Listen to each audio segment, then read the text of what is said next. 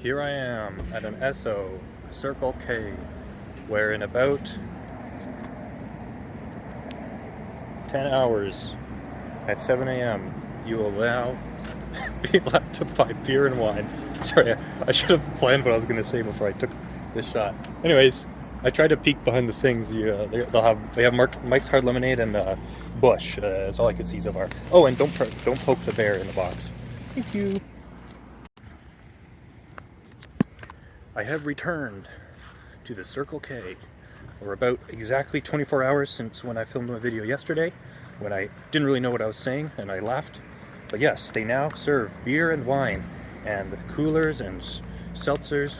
One thing I didn't show is actually there's an LCBO right there. So let's see what the prices are like. And the selection.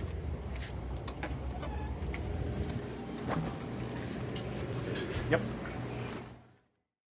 After comparing all the products with prices listed in the Circle K refrigerator to their prices at the LCBO or the beer store, I found every single product is more expensive at Circle K than the LCBO or beer store.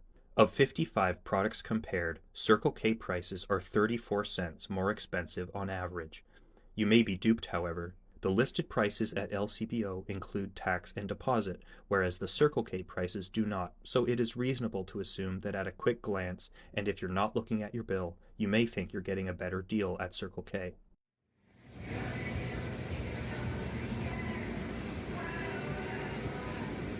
It's the future.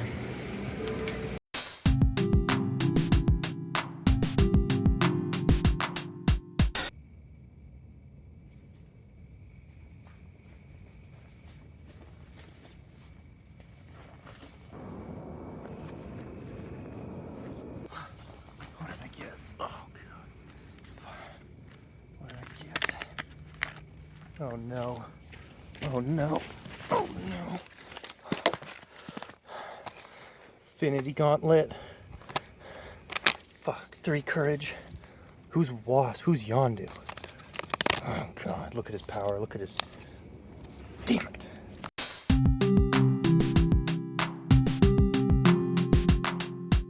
G.I. Jane is a 1997 film about the first woman to attempt the most difficult training in the U.S. military and the unique challenges she faces due to sexism.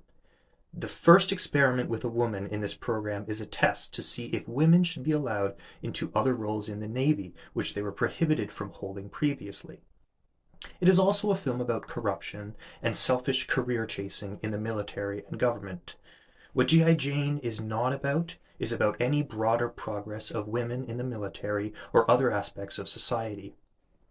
Directed by Ridley Scott, he also produced it alongside the film's star, Demi Moore, who plays the titular Jane.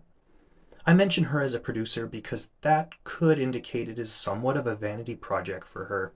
There are countless scenes that depict her in brutal, almost torturous training, which at first demonstrate her strength and stubbornness, but after a while get rather uncomfortable to watch as they are no longer advancing any plot point nor changing anything about her character. I believe this is the first film I've seen with Demi Moore in it, and she wasn't bad. If she weren't portraying someone in the military, I would call her performance stiff and dry, but in the scene where she is discussing the training with her boyfriend in a bathtub, Jane is in a relaxed setting, and Moore demonstrates a passionate and strong character. Now let me get into kind of the overarching reason why I think this film is kind of bad.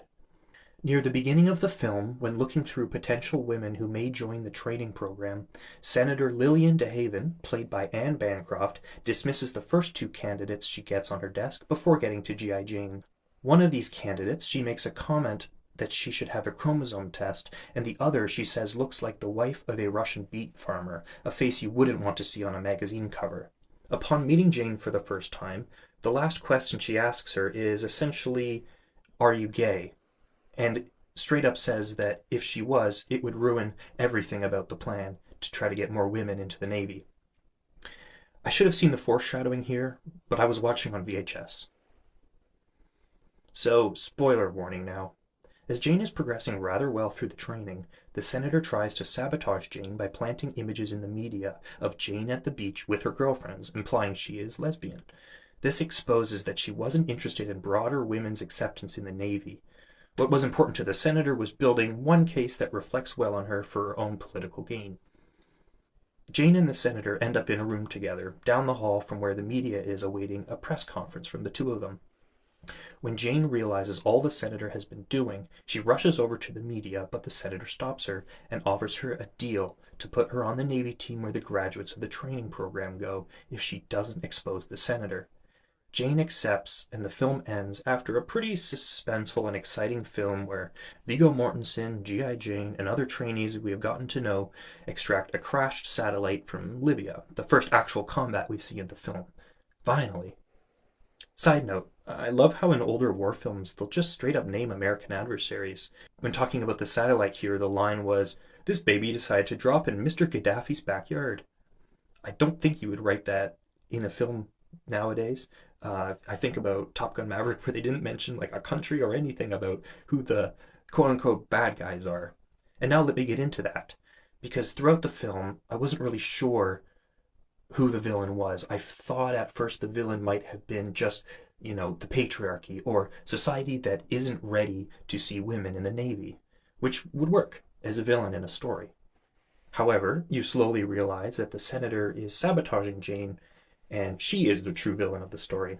But now, in the scene I just described, when Jane has the opportunity to expose what the senator is doing and essentially do her best to try to keep the door open behind her for other women to join the Navy, she shuts the door and takes the role just for herself. So at the end of the movie, I'm left thinking, what was all this for? Sure, it's great that G.I. Jane got to the place where she wanted to be, and the world can see a woman can do any job that a man can do. But the senator's still in power, and we know that she doesn't want other women to be in the military. Unless I miss something, there's nothing really indicating that any other women are going to get any opportunities in the Navy that they didn't previously have. So what's the point of this? What's the point? Anyways, the action is good, as to be expected from Ridley Scott. The film looked gross and dirty when it needed. As mentioned, I watched a VHS copy, but I rewatched a few scenes on Disney Plus, and it looked great. Overall, I'd give G.I. Jane watch it if you're with a couple of friends and you want to see some good Ridley Scott action, some good performances from Moore, Viggo Mortensen, the others. There's some cool war stuff, but yeah, don't expect much of a story. Out of 10.